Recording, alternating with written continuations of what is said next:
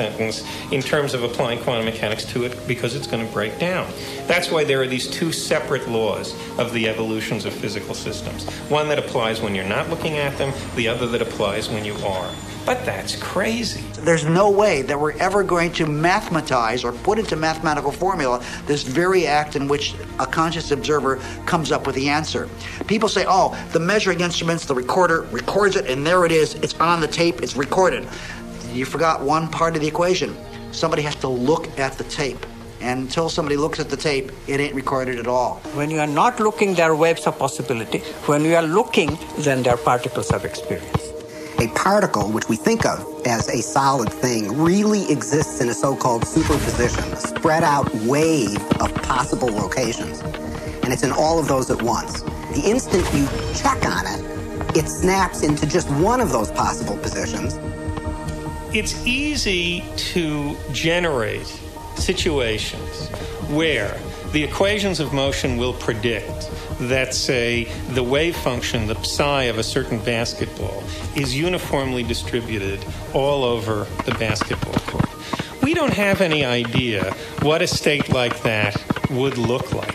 According to the law of quantum mechanics, that's supposed to be a state in which it fails to make any sense even to ask the question, where is the basketball? That is, according to the law of quantum mechanics, asking the question, where is a basketball whose psi is uniformly distributed over a whole basketball court, is the logical equivalent of asking about, say, the marital status of the number 5. Okay? It's not that you don't know the answer. You don't happen to know whether the number 5 is married or a bachelor. It's that the question somehow is radically inappropriate in the first place. The number 5 doesn't have a marital status. There's nothing there to ask about. And similarly, a basketball whose wave function was uniformly distributed over the entire basketball court would not have a position that could even coherently be asked about. Now, the crux of the measurement problem is precisely that, although the Schrödinger equation predicts under certain circumstances which we basically know how to reproduce in the laboratory, that basketballs should go into states like that, states where there fails to be any intelligible fact, any sensible question even about where they are. And yet, when we go look at the basketball court in situations like that, we invariably see either a basketball over here or a basketball over there or a basketball over there. The fact that we see the basketball in some specific location as opposed to seeing it in some science fiction state that we can't even imagine what it looks like, where there fails to be a question about what its location is, the fact that we always see it in some definite location is an explicit violation of these equations of motion, and it's exactly there that the measurement problem comes up. When you observe, things happen. When you don't, they don't. Superheroes use superposition, with the world being potential strips of reality, until we choose. Heroes choose what they want, being in many places at once, experiencing many possibilities all at once, and then collapsing on the one. The question is, how far down the rabbit hole do you want to go?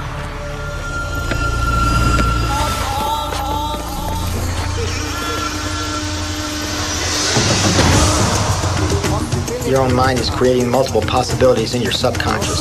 The superpositions of possibilities are in your subconscious. I mean, you may be consciously aware of them, but they exist, I think, in superposition of multiple possibilities, which after a while will collapse to one or the other. Project or plan into the future or cast a thought ahead of itself. Nice shot.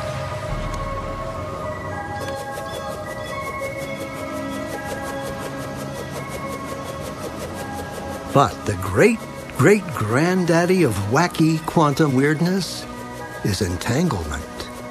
If time reversal symmetry destroys the notion of time, then entanglement crushes our experience of space.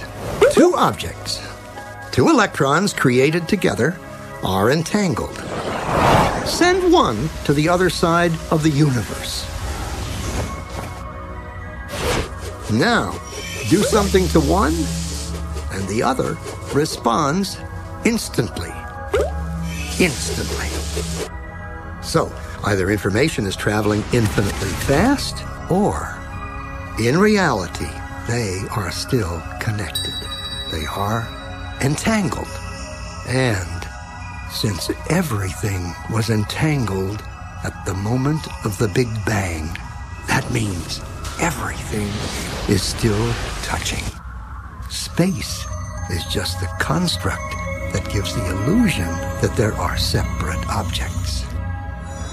Are we far enough down the rabbit hole yet?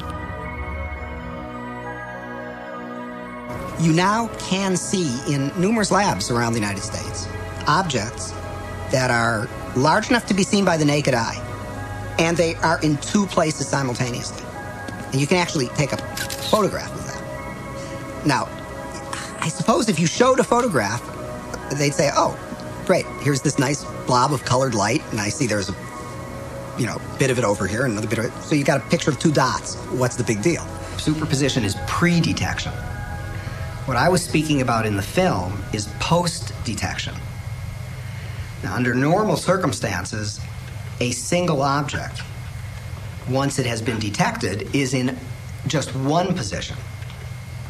However, there are states of matter that have been created now in which objects can be in multiple positions simultaneously, not just two, but actually as many as 3,000 positions.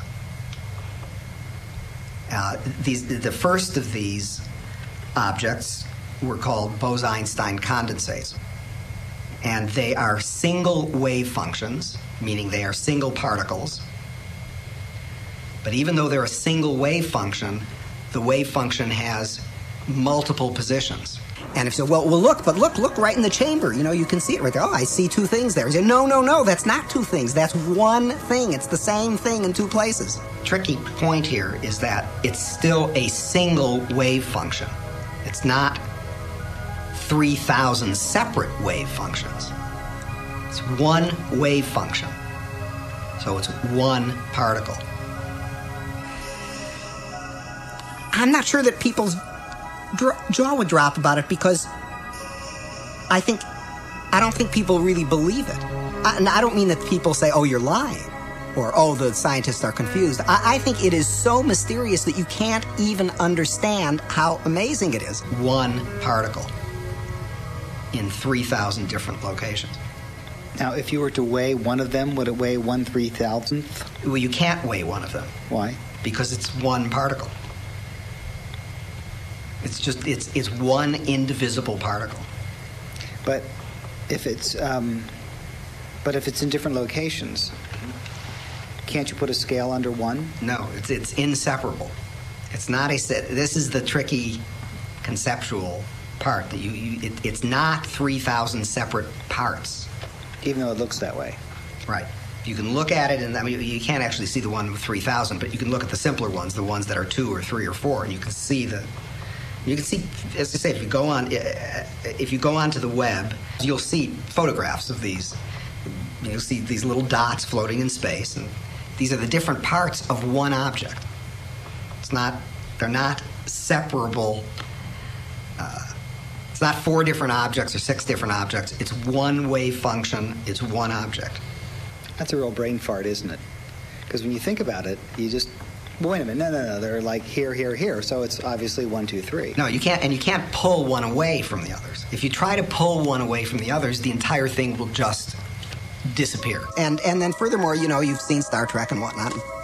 Beam me up, Scotty. Beam me up, Scotty. So it all seems sort of, oh, well, what does that really mean? But you've got to really stop and think about what that means, that it's the same object and it's in 2 places at once. And people tinker in the lab, and they get angry about things, and they have lunch, and they go home, and they lead their lives just as though nothing utterly astounding is happening, because, of course, that's how you have to go about it. And yet there is this completely amazing magic sitting right in front of your eyes.